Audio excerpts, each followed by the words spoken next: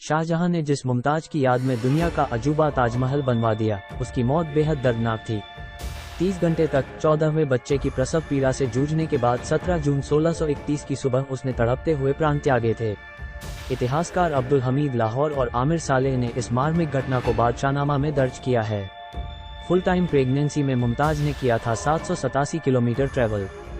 ताजमहल या ममी महल के लेखक अफसर अहमद ने अपनी किताब में उन दर्दनाक पलों का वर्णन किया है। इतिहासकारों के अनुसार शाहजहां मुमताज से बेहद प्यार करता था। वो मुमताज को छोड़कर दूर जाना नहीं चाहता था। डेक्कन, साउथ इंडिया में खान जहां लोदी के विद्रोह को काबू करने के लिए शाहजहां को बुरहानपुर जाना था। तब मुमताज गर्भवती थी। मुमताज की फुल टाइम प्रेगनेंसी के बावजूद शाहजहां उसे आगरा से 787 किलोमीटर दूर धौलपुर, ग्वालियर, मारवाड़, सिरोंज, हंदिया होता हुआ बुरहानपुर ले गया। यहाँ सैनिक अभियान चल रहा था।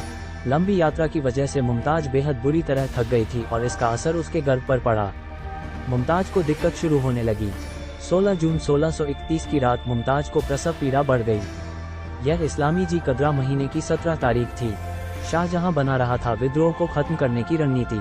मुमताज प्रसव पीड़ा से तड़प रही थी। उस वक्त शाहजहां डेक्कन के विद्रोह को खत्म करने के बाद की रणनीति बना रहा था। उसे मुमताज की खराब हालत की सूचना मिली। इस दौरान वो मुमताज के पास नहीं गया।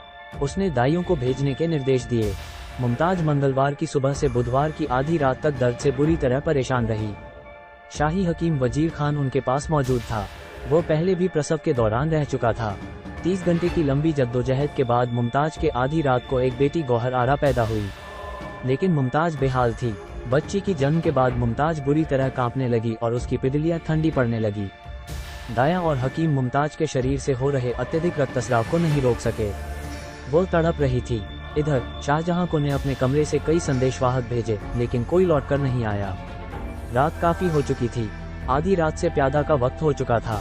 शाहजहां ने खुद हरम में जाने का फैसला किया। तभी उसके पास संदेश आया, बेगम ठीक हैं, लेकिन काफी थकी हुई हैं। बच्ची को जन्म देने के बाद मुमताज गहरी नींद में चली गई हैं। उन्हें परेशान न किया जाए। शाहजहां इसके बाद सोने के लिए अपने कमरे के अंदर चला गया। वो सोने ही वाला था, तभी उसकी बेटी जहां आरा वहां पहुंची। आखिरी वक्त पर मुमताज ने शाहजहां को बुलवाया। इसी दौरान तड़प रही मुमताज ने अपनी बेटी जहां आरा को पिता शाहजहां के पास बुलाने को भेजा। जब शाहजहां हरम पहुंचा तो वहां उसने मुमताज को हकीमों से घिरा हुआ पाया। मुमताज छटपटा रही थी। वो मौत के करीब थी। शाहजहां के पहुंचते ही शाही हकीम को छोड़कर तमाम लोग कमरे से बाहर चले गए। बादशाह की आवाज सुनकर मुमताज अपनी आंखें खोली। मुमताज की आंखों में आंसू भरे हुए थे। शाहजहां मुमताज के सिर के पास बैठ गया। मौत से पहले शाहजहां से लिए 2 वादे। मुमताज ने आखिरी वक्त पर शाहजहां से 2 वादे लिए। पहला वादा शादी न करने को लेकर था, जबकि दूसरा वादा एक ऐसा मकबरा बनवाने का था जो अनोखा हो। इसके कुछ देर बाद सुबह होने से थोड़ी देर पहले मुमताज के प्राण निकल गए। मुगल इतिहासकार अब्दुल हमीद लाहौर ने बादशाहनामा में लिखा है, रानी की 40वें साल में मौत हो गई। उनके 14 बच्चे, 8 लड़के और 6 लड़कियों थे। मौत के बाद रूई के 5 कपड़ों में लपेटा गया शव। मुमताज की देखभाल करने वाली सती उन निसा ने उसके मृत शरीर को रूई के 5 कपड़ों में लपेट दिया। इस्लामिक हिदायतों के बावजूद उसकी मौत पर महिलाएं बुरी तरह रो रो कर शोक जताती रहीं। मुमताज की मौत से बादशाह ही नहीं, पूरा बुरहानपुर गमगीन हो गया था। किले की दीवारें औरतों के रोने की आवाज के भरभरा उठी।